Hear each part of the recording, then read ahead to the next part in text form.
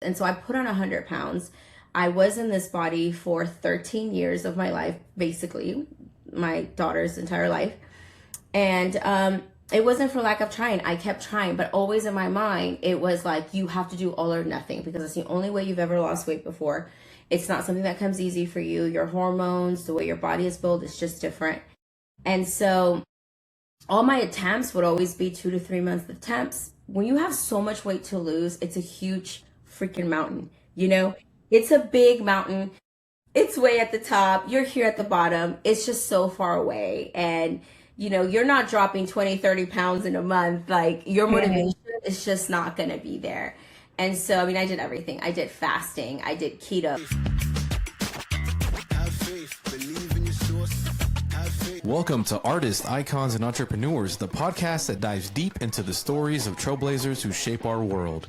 Our co-host Lulu Benavides is a seasoned entrepreneur in the beauty industry, is a photographer, artist, and the proud owner of Lulu's The Salon in Galveston, Texas. Our other co-host, Sue Croconis Hansen, is a visionary in the entrepreneurial world with years of experience in business innovation and development. Together, they bring you insights, inspiration, and the journeys of remarkable individuals who have made their mark. And with that, let's get started. Maria Arellano is a visionary photographer and the creative force behind Maribela Portraits and Goddess Portraits. Known for her fine art-inspired aesthetic, Maria creates transformational imagery that celebrates individuality, inner strength, and personal evolution. Her portraits are infused with a blend of dreamy styling and modern sophistication, resulting in timeless works of art that empower and inspire. Maria's personal journey has deeply shaped her creative voice. Through a dedicated fitness and wellness transformation, she experienced a profound physical and emotional shift, reclaiming her health, confidence, and a sense of self. This evolution reinforced her belief that true beauty begins within, cultivated through self-care, discipline, and a deep respect for the self. She approaches photography as more than an art form. It's a medium for self-expression, connection, and healing. Whether crafting goddess-inspired editorials or capturing cherished family legacies, Maria creates safe, uplifting spaces where clients feel seen, celebrated, and empowered. With heart, authenticity, and collaboration at the core of her work, she reveals the resilience and quiet power within every individual she photographs. Her lens captures more than just an image. It reflects power, confidence, and the journey of self-love. Let's welcome the visionary behind Maribela and Goddess Portraits, Maria Arellano. Well, welcome, Maria, to this podcast, Artists, Icons, and Entrepreneurs. I'm so glad that we have you here today. And I think I met you several years ago at your photography studio with Jason Buff. He was doing a class at your studio. Can you tell the audience what that class it entailed first? Well, it was Jason's class, so I had the honor of hosting Jason. He's a very good friend of mine. I consider him like a brother. I tell him he's my twin. We're like ADHD twin flames. We are both very artistic and chaotic, and I love that about us. So it's super fun to be around him. Can learn a lot from him because of the way his brain works. It's so fast and so creative. So it's absolutely amazing. He is incredible at lighting and styling, all that good stuff. And his editing, of course, is beautiful.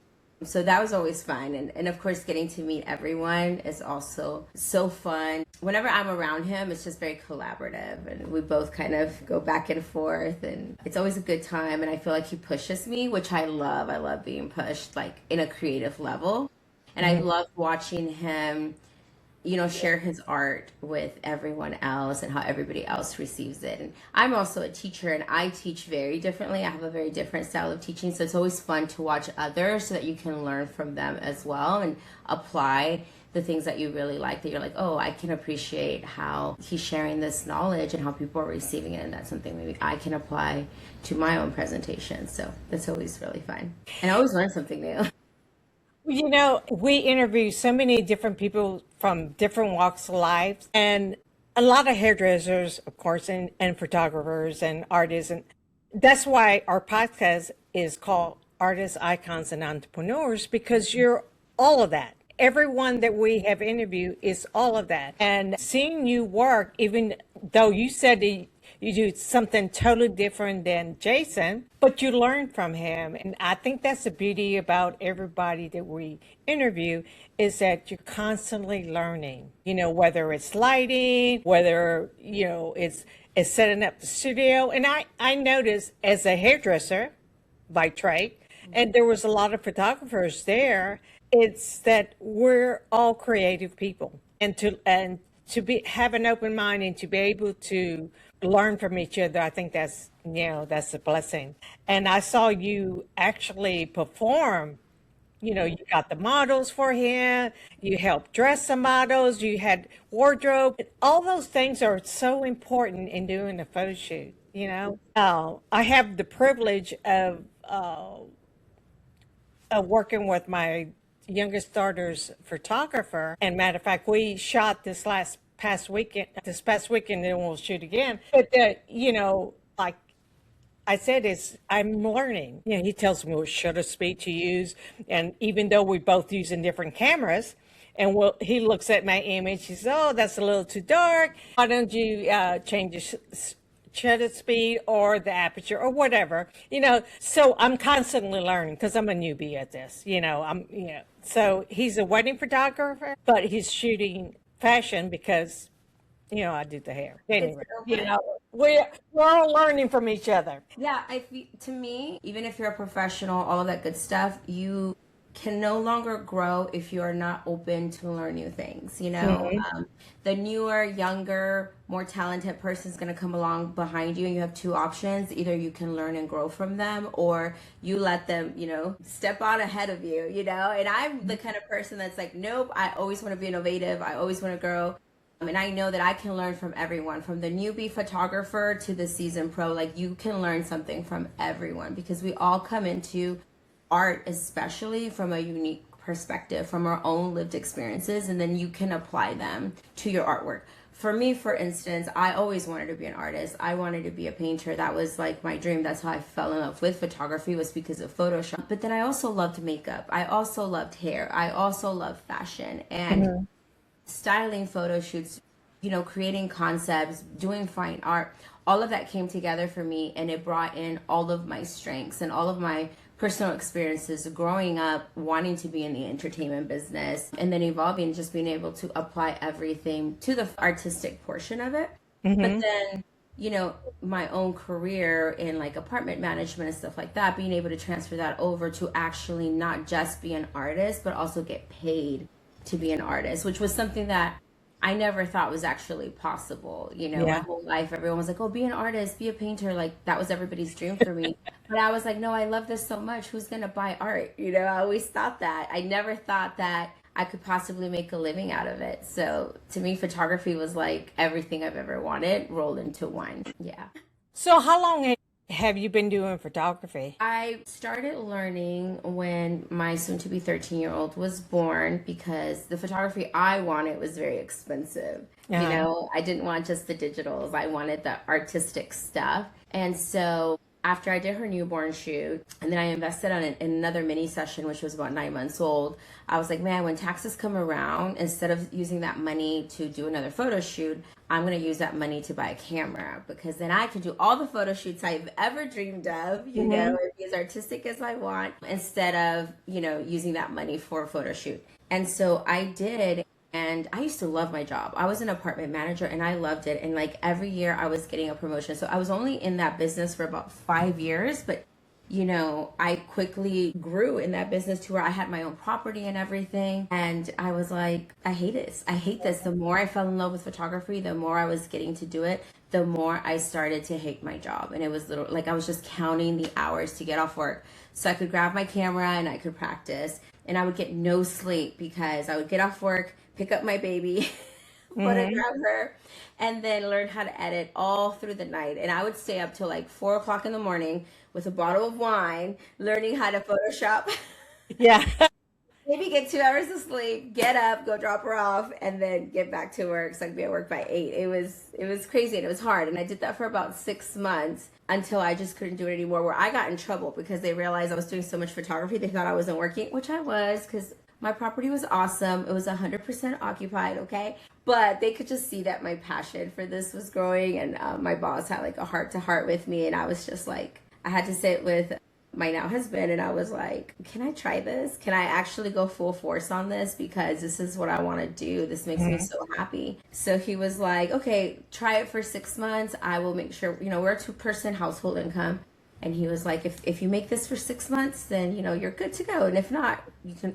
My boss loved me. My company loved me. So I knew that I had a safety net, that if this didn't work out, I could quit and just use this as a hobby and go back to the corporate world. But unfortunately, or fortunately for me, my husband got let go within like 3 months of me Oh quitting. my goodness. Yeah. And so it was very much a sink or swim. Like, you're either going to make this happen or you have to give it up. And I had a lot of skin in the game. I couldn't BS around, and I had to like really take it seriously and make those hard decisions. Some of the hardest decisions that you make as an artist is pricing yourself. Yeah, that's what saved me. That's what kept me from selling myself too cheap, because I couldn't afford to give my artwork away. I needed to make an income, and I needed a certain amount of money every month in order for us to be able to do this.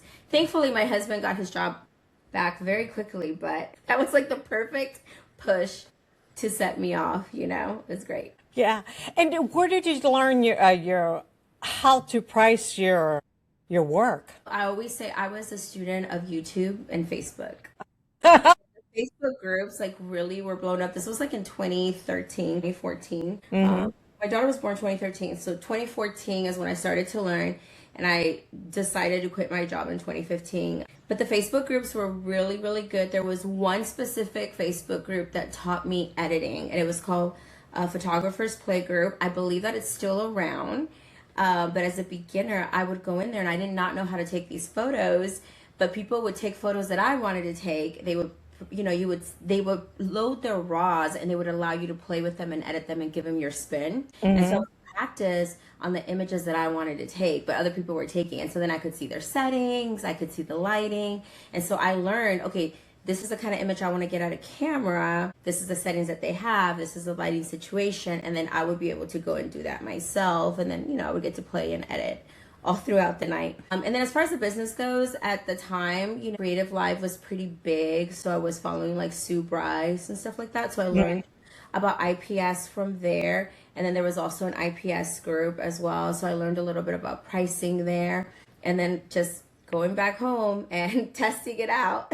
Yeah, you're such a creative person, anyway, and you have the desire to want to better yourself, and you did that. It tells in your work. And so your portrait celebrates strength and transformation. What was a moment in your own life when you decided it was time for a personal transformation of yourself? Oh my gosh, there's so many. I know where we're going to head towards right now, so we'll just go with that. So I was always an entertainer. That was always my dream. I went to the University of Texas to become an actor. And my senior year in college, at the ripe old age of 23 years old, I met a professional wrestler. And he took me to a wrestling show and said, be my valet. And valets are like the girls that walk you to the ring and everything. Yeah. And I was hooked. The very first show I ever saw in pro wrestling, I had never been a fan, was an independent show where I was escorting a wrestler to the ring. And I was given a storyline, and I got to improvise, and there was an audience, and I was completely hooked. It was such a high for me. That's what I decided to do for like the next 8 years. And it was all about fitness. And I have always had weight issues. I've always struggled with my weight since I was a child. 9 years old was the first time that I was put on a diet. It wasn't a good diet, I've learned so much now, but in retrospect, it was just my mom did not understand proper nutrition and things like that. So it was like a lot of fat diets. You lose 10 pounds right off the bat, and then they go back to feeding you what you were eating before, which for me was Mexican food. And so gained all that weight back. And so it's been like that my whole entire life. During those 8 years, fitness was my life. And so it was like 8 hours of fitness every single day. Of course, I'm really young. So it was like cardio and weight training and wrestling. And so I had to work really, really hard to make myself as small as possible, especially in the 2000s. That once I quit wrestling, I went into, apartment management and then into photography. It was like there was no time for me to dedicate 6 to 8 hours of my life to fitness and health. And mentally, it was at a place where I felt like the only way that I could lose weight, that I could maintain a healthy lifestyle, is if I went 100%, because that's the only way I had ever lost weight before. It was doing everything, waking up in the morning and being in pain, because I would have to do 2 hours of cardio, 2 hours of wrestling, an hour of weight training. Like fitness had to be my life in order for me to be able to accomplish that, because anytime it wasn't like that, I would be ballooning up. And so when I quit, that's exactly what happened. Once I had my baby, once I quit apartment management, and then I started doing this, which now I know what happened. And it just became a very sedentary life. I was not walking. It was from my office to my house, to sit on a computer, to drink my bottles of wine, pizza in the middle of the night, get no sleep. Within a couple of years, I ballooned up 100 pounds. And so I put on 100 pounds. I was in this body for 13 years of my life, basically, my daughter's entire life. And it wasn't for lack of trying. I kept trying, but always in my mind, it was like, you have to do all or nothing, because it's the only way you've ever lost weight before. It's not something that comes easy for you. Your hormones, the way your body is built, is just different. And so all my attempts would always be 2 to 3 months attempts. When you have so much weight to lose, it's a huge freaking mountain, Right. It's a big mountain. It's way at the top. You're here at the bottom. It's just so far away. And, you're not dropping 20, 30 pounds in a month. Like, your motivation is just not going to be there. And so, I did everything. I did fasting. I did keto. Name it, I did it. I enrolled in boot camps. I had personal trainers. I spent thousands and thousands of dollars throughout those years attempting to lose weight. And at my highest, I was 272 pounds. And I ended up kind of staying around 260. So I lost those initial 12 pounds. And then the rest of the years, I guess I would say for 8 years, I would go between 228, which would be my lowest weight, up to 260 pounds. And that's how it was for about 8 years. Anytime I would diet, I would go hardcore. I could go down to 235, 234, and then I would plateau. And then, of course, the minute a trip happens, COVID happened. COVID really, really upset me, because I was doing so good for a few months, and I was down to 234 pounds. And then COVID happened. It was impossible, And then finally, about 2 years ago, so 18 months ago.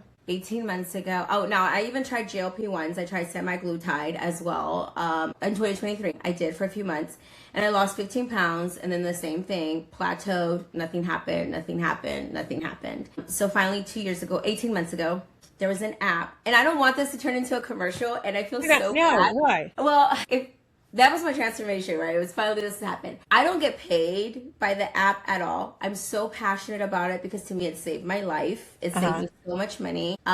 So when I tell you this, it's not because I'm making any money off of it or anything. It's so exciting for me, because my whole life I wanted something. And what ended up happening about 18 months ago is I discovered that there are tools, that there's different tools we can use to make it easier for ourselves. And it's a combination of things. I read certain books, which I'll definitely tell you guys about. Atomic Habits was a huge one. So it helped me with my mindset about creating habits rather than going from 0 to 100, which was always a big issue for me. It was it was 100% perfect, or if I mess up, boom, it's over, start over. Atomic Habits was don't say, for instance, as an example, you don't say, I'm a marathon, or I'm going to run, every day, right? That's an arbitrary goal. And so, you're going to run for a marathon, you're going to get in shape for a marathon. Well, once that happens and the goal is gone, now you have no reason to run. Do you know what I mean? And that's always been kind of the issue, with me. It's always been I want to lose 100 pounds. Even if I say I want to lose 30 pounds by a certain time, you have that goal, you don't get there, so you give up. Or, once you get there, what do you do? But if instead of saying that, you say, I am a runner, and every day you behave like a runner, every day you have the habits of a runner, now it's different. It's an identity shift, not a goal. So saying, I'm a runner, what does a runner do? A runner gets up and runs. So I'm running today because I'm a runner. Not because I'm going to do a marathon, not because I'm going to run 11 miles, not because I got to lose 10 pounds. It's because I am a runner. That's the identity shift. So identity shift for me was I am a healthy person. I care about my longevity and my health. And so what do? I want to build muscle. What do you do to build muscle? You get your protein. So every day I have to make sure I get my protein because that's who I am. I'm a bodybuilder now. That's what I tell myself, you know. But I was on TikTok and there was an app called Ladder, and it is like the Duolingo. Do you know Duolingo? No. So Duolingo, yes, I do. Duolingo is an app, you know, for learning foreign languages, and they do certain things on there to motivate you. Like you have a streak, so every day that you get so many hours of doing your lessons, you earn points, and then you earn a streak. So it's the same thing. It's like the Duolingo, but for fitness, for weight training specifically. It's for building muscle. So you have teams, and you have personal trainers in there. They coach you, and they give you a workout plan. And the nice thing about it is that it's set up in like 6-week intervals. So you go hard for 6 weeks, take 2 weeks off to either like completely be off, deload, take it easy, whatever it is. The nice thing about it is that you have a beginning and an end, right? And so like I would take pictures at the beginning, do a little sprint for 6 weeks of like, okay, I'm gonna do this, this, and this. Hit everything, get my little stickers, earn my little badges, earn my little streaks. And then at the end, take pictures and videos and see how I did in those 6 weeks. And then I get a 2-week break where I'm tired, I'm burned out, you know? But then you have those 2 weeks to kind of relax, just walk. You don't even have to go to the gym if you don't want to. You could sleep in all day. You know, and you would think, oh man, I'm going to fall off the wagon. I'm not going to come back. What actually happens is that your body actually grows a lot. It gets a lot of rest and stuff. And so by the time, I can't make it the 2 weeks. I maybe do 1 week. By the time the week is over, you are like hungry to get back in the game. You're like, let's go. Let me see what I can change. But that was amazing. It feels like I'm a whole different person now than the person I was 18 months ago. And it's so cool because I'm so thankful to that version of me because she never gave up. Yeah. She never gave up. And it wasn't, you know, my photography specifically, it's about embracing your body, loving your body. One of the things that I struggled with was that during COVID in 2020, my TikTok account, for instance, blew up because I was so body positive. And because I was so heavy, I grew my account to 115,000 people. And it was because of my content, because I was showing myself as a very confident person wearing sexy clothes and stuff, even though I was heavier. And I did not want to be a hypocrite. And I always said that to myself. So I was going to live it. And if that meant faking it at the beginning until I learned to love myself, I was going to do that. And you know what? It worked. I love myself. I am so thankful to myself then because I always thought I was beautiful. I always thought I was sexy. You know, like none of those things changed. And I could genuinely, authentically speak to that and say that I did not need to be skinny to feel feminine or to feel beautiful. Yeah. You know, but I also have daughters. I also know how much harder it is to exist in a bigger body. And I wanted to be healthy, you know. I went and got blood work done. I was pre-diabetic. My A1 levels were pretty bad. And I always thought, you know, I had a whole fitness lifestyle. I've always eaten healthy. Like, there's no reason for me to have these issues. But they were there, you know. I was starting to get cholesterol, fatty liver, all of those things. And so that's like a wake-up call as you go into, you know, perimenopause and middle age. And I was thinking, gosh, you know, I don't want to die at 60 and, you know, I don't want to get diabetes, those things. My kids are still young, you know, they're still little girls. I want to be here for them. And I also want to model healthy behaviors for them. So all of those things kind of came together at the right time. This app came along. And then the rule for myself wasn't go to the gym and do 2 hours of working out. It was just get to the gym and do 15 minutes. And after you're done with those 15 minutes, you can go home. It doesn't matter if it takes you an hour to get to the gym, you're going to do that. And then it was a lot of, there was no time for me. I didn't have time to go. I like literally, my kids get up at 6 o'clock in the morning. And from that moment all the way until 9 p.m., I am completely busy between work and my kids and my family. There is no time for me. And so I had to make the decision that I have to go to bed. I have to force myself to sleep because I have to be at the gym at 4 o'clock in the morning or else there will be no other time for me to go. So those were kind of like the things that I had to structure, and I had to give up certain things. And then a big one as I went into this journey, and I know I'm talking really fast. No, that's okay.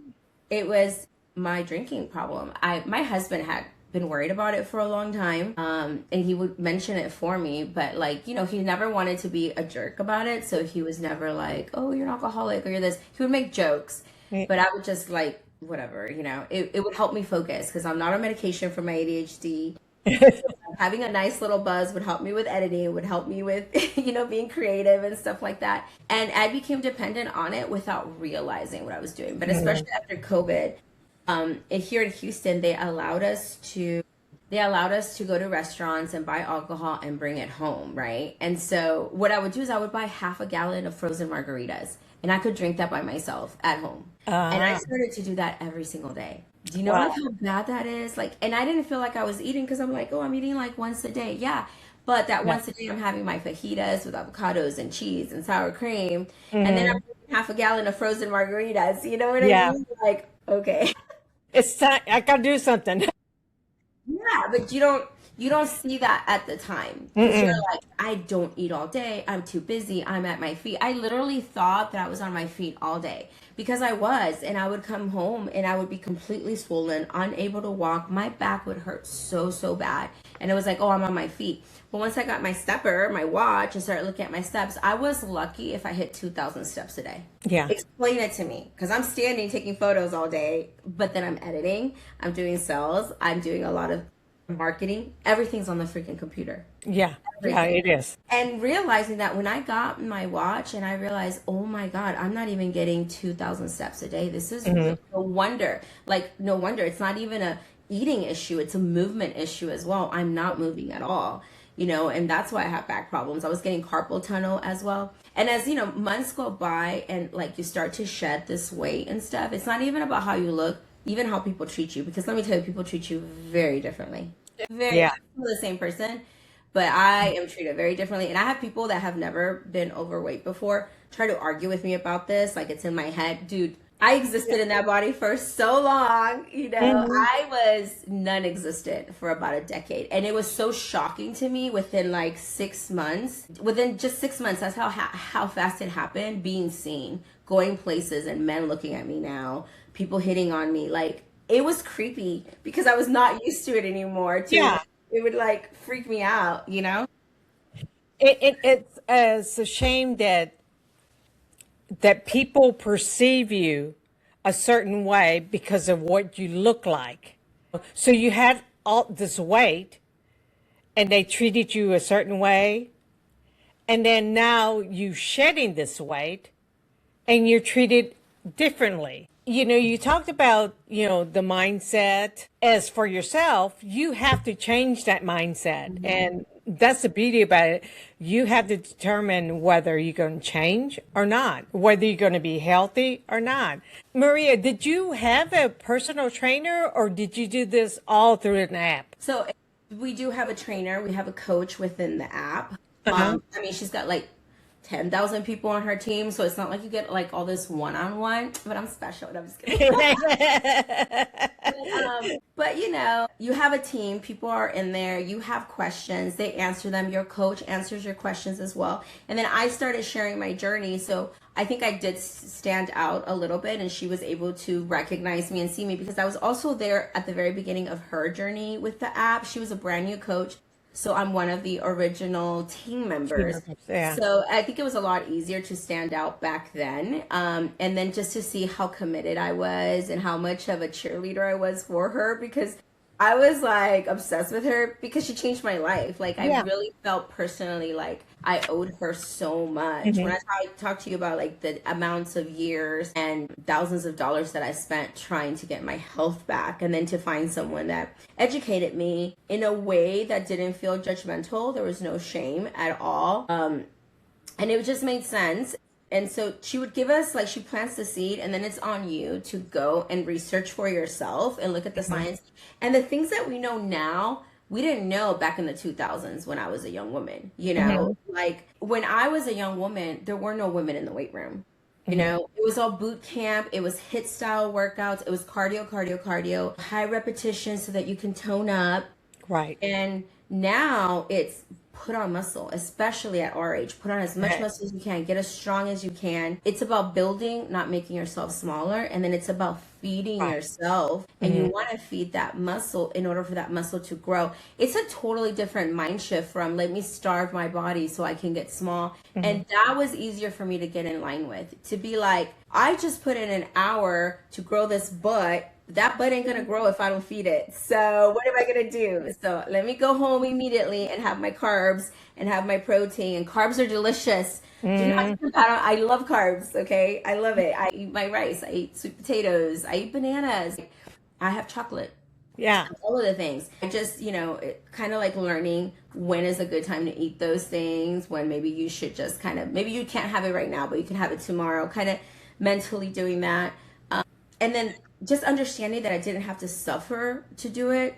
That was, Right. this made it fun. And it's gamified. Like I said, there's things within the app that make it fun because you earn badges and your badge will say 2 workouts, 3 workouts, 4 workouts. So it's like cool because I can give you stats. I can tell you I've been working out for 18 months, 72 weeks, and 459 workouts.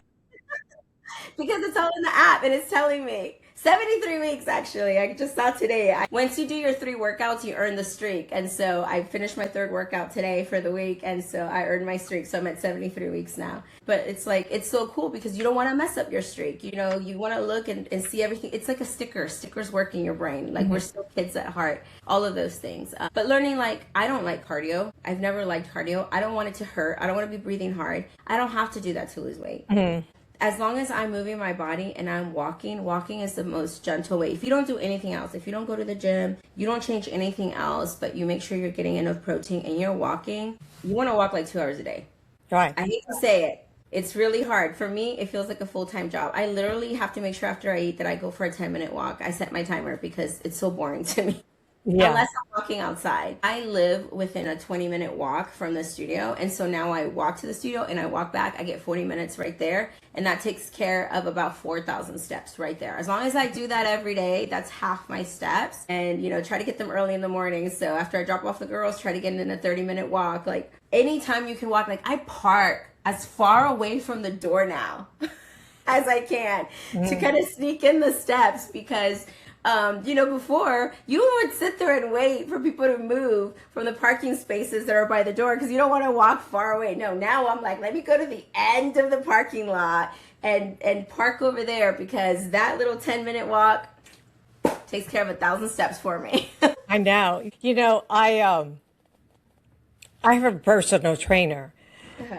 And I totally believe in having that, whether you have an app, because I go to the gym and his wife has an app and she does personal training online.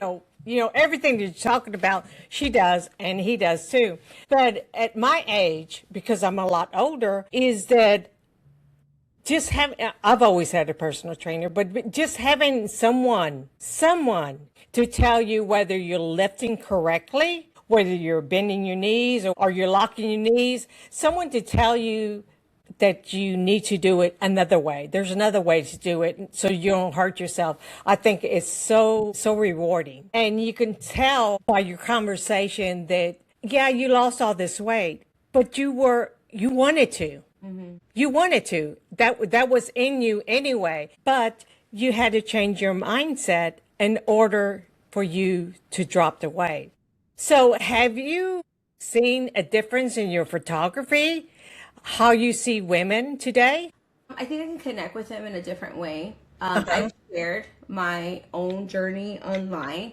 And one of the things I was worried about was the fact that I had made my entire brand around body positivity and being a plus size woman and plus size posing. I was worried that I would upset people, that they would feel like I was letting them down. But it was actually very refreshing to find so many people that were actually motivated by it and inspired by it. And they were like, I feel like I know you, and seeing that you're doing this, I feel like I can do this too. So it's definitely changed that. It's made people very comfortable with me, which was really funny because I would photograph women when they would come in the studio and they would literally tell me, I love that you're not skinny. Yeah.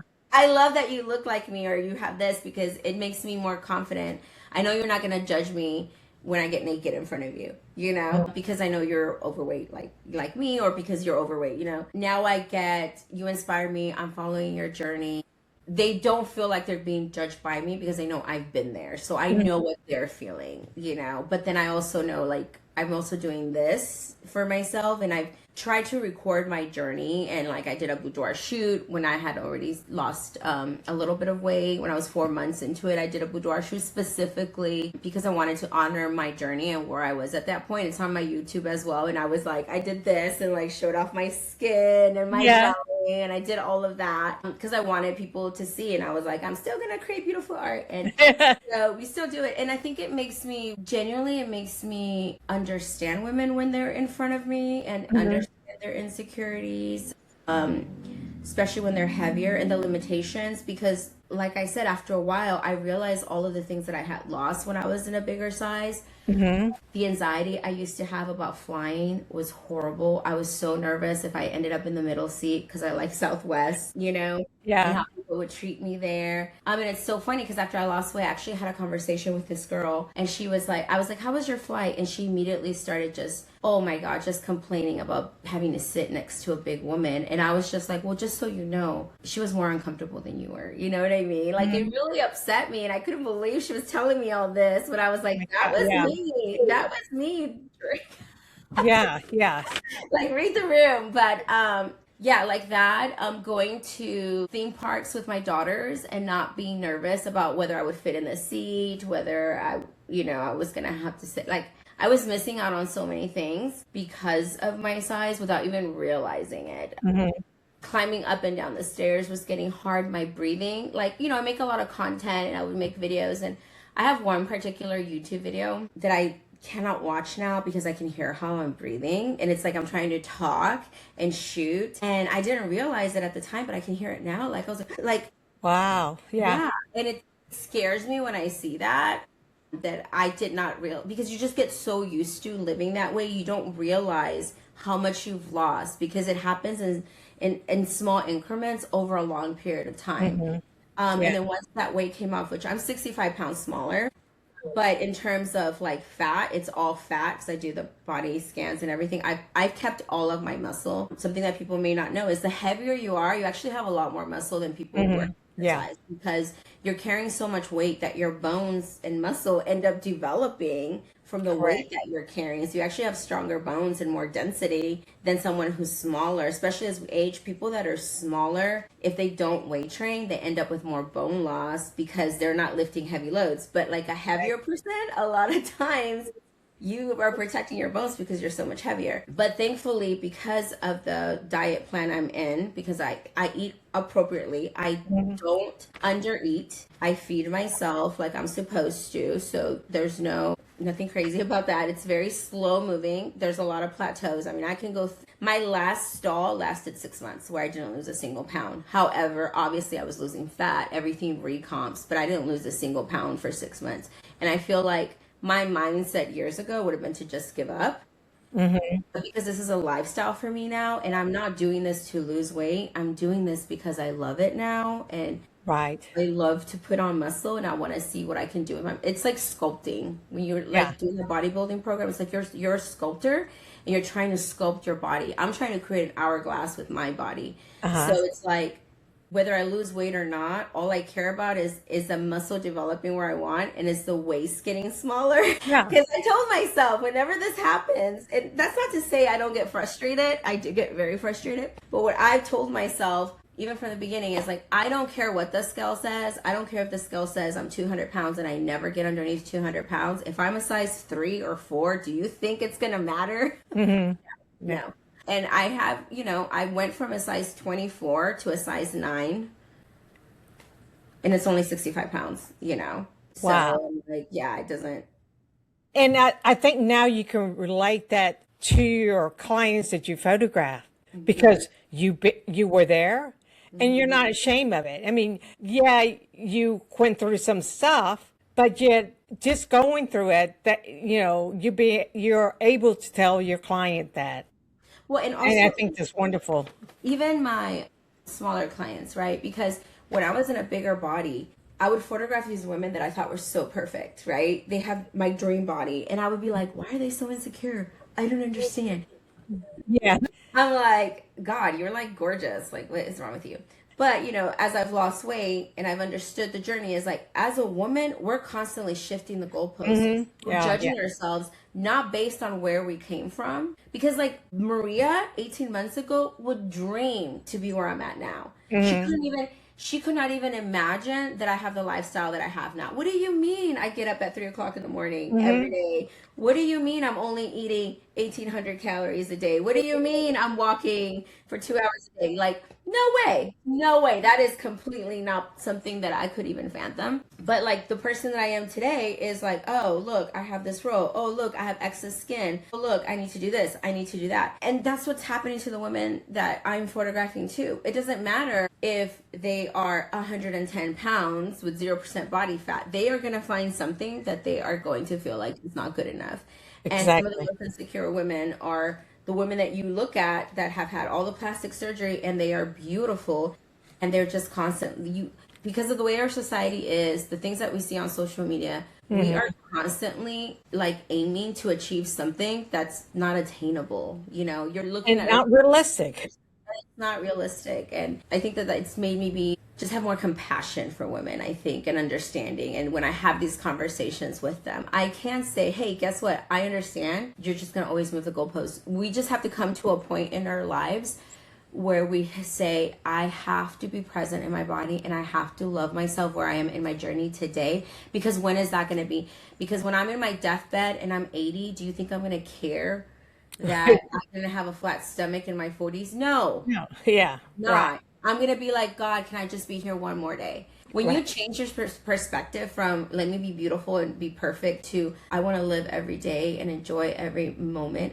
If, when I'm 80, I'm going to want to live to 81. When I'm 81, I'm going to want to live to 90, So what can I do today to make sure that I can live that long? But then also, living long is not good enough. Like, you don't want to just live a long time. You want to have your mobility. You want to have a good quality of And you life. want to be able to move, you want to be able to do things. You don't want your kids to have to see you be impaired or have to help you. Like, you want them to enjoy you and your grandchildren to enjoy you. And like, I'm weight training now so I can use the toilet in my 90s. You know what I mean? So Maria, if you could speak to that version of yourself before this journey began, what would you tell what would you tell her now? I am so proud of you. I think that you're amazing. And I think do it one more time. Do it one more time because this is going to be different this time. You've got it. You're in a different place mentally and you are ready and you're going to kick ass. And it's not going to happen in 3 months or 6 months or even 1 year. It might happen in 5 years, but you're going to do it. This is you have your whole life ahead of you. You're only 43, I think, but that's half your life. Yeah. The next 40 years, you have the next 40 years to live. And I want you to feel good and amazing in your body. So let's freaking go. That's great. That's great because, you have, all that energy. You've been there and you can talk to your clients now and you can tell them that's what you said. So Maria, at the end, first we talked about the photography. We talked about losing weight and how much weight you lost. But what we found is that the audience wants to know more about you as a person. So we have these 5 rapid questions that we ask you. Okay. And we ask you to answer them in one word or, people go on and on. But, but I want to ask you the first one. Morning workouts or evening sessions? Morning. Absolutely morning. Knock it out of the day. It makes the rest of the day amazing. Correct. Yeah, that's what I do. I have to go do it early in the morning or it doesn't get done. Exactly. Your favorite, I earned this post-workout treat. Post-workout treat. My favorite post-workout treat. Okay, so I like Skinny Cow ice cream because ice cream is my kryptonite. So it's my one way to get ice cream. So after leg day, it's basically ice cream. And so because I'm a volume eater, I have to get the Skinny Cow ice cream because it's only 150 calories. So I can have 2. So it still gets me like at 300 calories, but I'm like 300 calories. Oh, wow. Ice cream. Probably not the best, but I love it. Ice cream. So in one word to describe how you feel out in comparison before your weight loss journey? How I feel now in comparison, one word, strong. Strong. That's a good word. That's a good word. The music you must have during a tough workout. Oh my gosh, Megan Thee Stallion, because she's a baddie. Who is that? Megan Thee Stallion, do you know who that is? No, I don't. I'm gonna have to send it to you. Godly. What kind of genre is it? It's hip hop, rap. It's Yeah. Yeah. oh my gosh, but it's sexy. It's feminine energy. It's yeah. My husband can't listen to my music. He's like, but I'm like, What feels stronger now? Your body, your mindset, or your confidence? my mindset, I think. Yeah, for sure. Wow. Yeah, I would say that because you changed that in the beginning. And It's an identity without thing, changing that, you can change everything. But it all starts with your mind. for sure. You win and you lose in your mind first. Correct. Well, Maria, it has been a pleasure talking with you on this podcast, and you're a ball of energy. Oh my God. We can't wait to see your next chapter. So can you tell the audience where they can find you? You can find me at Goddess Portraits on Instagram. If you want to follow my fitness journey, then it's Maria Simpson Fitness on Instagram. And on TikTok, it's Marabella Portraits. If you just search Marabella Portraits, they'll all pop up. I try to keep them together, but Yeah. I'm also on YouTube at Marabella Portraits. Well, great. Well, thank you so much again. Enjoy having you. Thank you. Bye-bye. Wow, what an episode. That wraps up another exciting edition of Artists, Icons, and Entrepreneurs. Thank you so much for joining us. We hope you're leaving inspired and ready to chase your dreams. Don't forget to follow us on social media and subscribe to our podcast so you never miss an episode over at youtube.com/artists, icons, entrepreneurs, as well as Facebook at Lulu Benavides, on IG at Lulu Benavides, at Evolve Hair Solutions as well.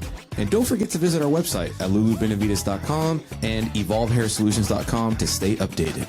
Until next time, keep dreaming big, creating boldly, and making your mark on the world. Thanks for listening, and take care, everyone.